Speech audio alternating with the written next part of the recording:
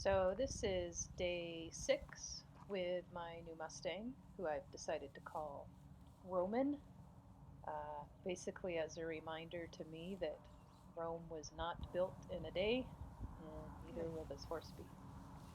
Um, so you can see how I'm starting to use some positive reinforcement with him. Basically, I'm not rewarding any active behavior, if you want to think of it that way. I'm just rewarding him standing there, staying with me, and accepting my touch. What you may or may not be able to hear in the video is when I mark the correct behavior. So right about, let's see, Good. there, um, I liked how he stood as I was petting his neck and how he brought his head back to center and stopped averting his head away from me. So I Good. marked it with the word good and then gave the food reward. Same thing here. Once he settles Good. and keeps his head steady for a second there, I marked and then afterwards follow through with the food. All right, so here was an interesting thing. I'm just standing here and took a breath out. I think I was cold and kind of tired and just did an That's exhale. scary, huh? Wasn't intending on trying to desensitize him, but that's what happened and he spooked. Um, It's Now, just looking breathing. back and watching this video, what I probably should have done is give him a few bigger releases. I did walk away once there just Good. to give him a release of pressure and show him he was okay. But I should have done more of that, taking the pressure off to help him get his adrenaline back down after that spook. You can see now he's not interested in the food and even normal movements from me like that he would have, there's another exhale that he spooked at. Normal movements like that turn of my body that he would have been okay with before, he's now no longer in that moment okay with. Um, so, kind of off screen here, he's gone into the shed where Bravo was eating some hay. So I just walk after him and draw him back to me. He comes back nicely. We've been working on creating draw. You can see he's worried. The head's going back and forth. So he's a little, well, a lot nervous and anxious, but he was quiet enough to take the food. So here I decide to exhale again, and he goes into a little bit of a charge there. And I did decide to give him more space when I exhaled that time. I thought, let's break this down a little more and start off from further away. But he decided that particular time, instead of trying flight, that he would try fight, try a little charge.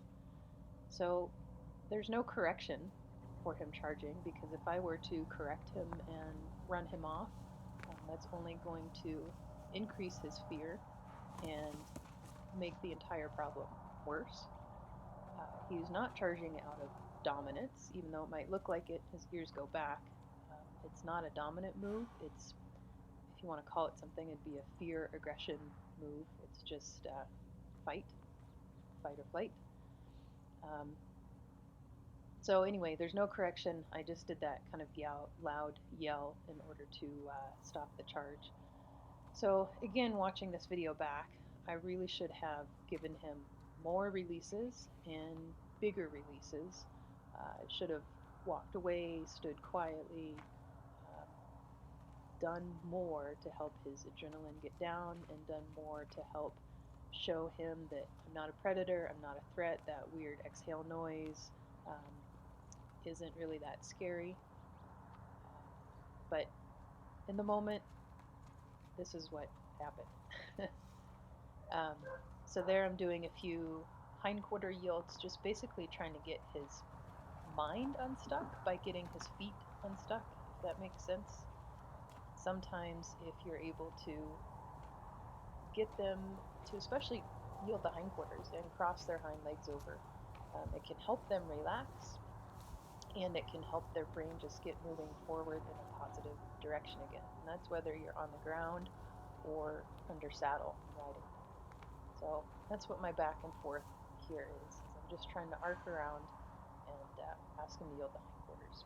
So there was another exhale. He handled that a lot better. You could see his head movement. He was still worried, but it was much better. So I'm going to do a little more where I'm still giving him more space than I did in the beginning, that first time that he spooked. But I'm just kind of doing some breathing, exhaling, same noise. Again, probably should have walked away a little more there, a little sooner, but it is what it is. Hindsight is 2020. It's a nice hindquarter yield on his part. You can see just barely his head starting to come down. His eye was starting to soften a little bit.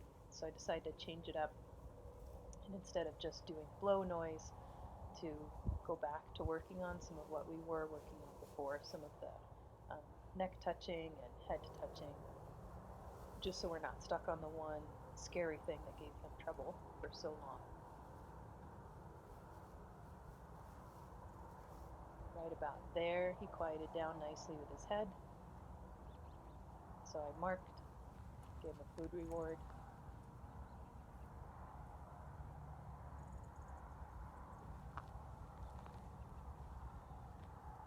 And you can see he's still nervous about my approach. I don't take the swinging of the head as a threat necessarily. I see it as just a sign of nervousness from him. So here I'm doing some quieter exhales, like there. That was about half the volume of the one that scared him. But he did really well, and that's the first time when I walked away that he gave me a nice lick and chew. So I decided that was a nice note to end on.